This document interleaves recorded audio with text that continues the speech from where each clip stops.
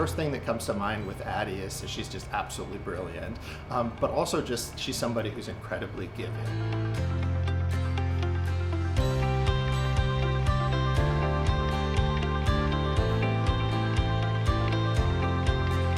I think she felt that there was something in poetry that speaks powerfully to the human experience of suffering and of self-knowledge and struggle, but dignity and noble sense of purpose in it, in the struggle. I think she saw that articulated. Yeah, it was so cool to see what she was able to do in terms of blending the research that she was doing in biology labs, working with zebrafish, but then also the poetry that she was writing and the other creative activities. And sort of, I love being able to watch how she brought those things together and how she was able to have them sort of be like cross-pollinating in terms of the information and kind of the approaches that she took in one informed the other. So I think we don't want to think of her as somebody who's like does, you know, all this amazing research and is off being a medical student and getting trained in that and then also a poet, but we can also think about her as really integrating these things and each is informing the other.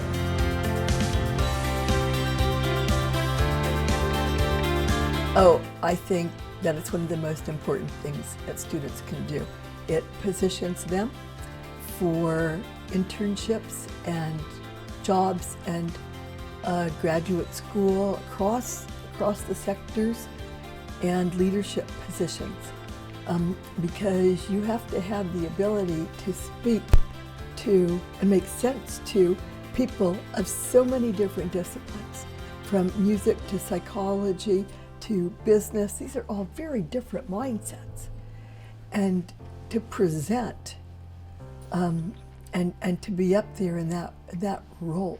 I think Adie's an excellent choice to be a keynote speaker, and I think the thing that stands out in my mind is right before the pandemic started, we were sort of developing all these programs for the undergraduate research symposium, and then ways also to connect undergraduate research opportunities to, you know, recruitment of undergraduate students, and she was involved in all of that. And then we had to pivot, shut down a lot of things and turn it online, and now I feel like we're in a place where we're building all that back plus growing it even more. And so in some ways I think she's a perfect representative, right? As somebody who helped build these things and now can help us take it to another level. Once Adie left U of O, she applied to be a medical student, and now she's a medical student up at Oregon Health Sciences University. She's in her third year there and continuing to train to be a doctor, but also continuing to publish poetry and also other aspects of her creative life.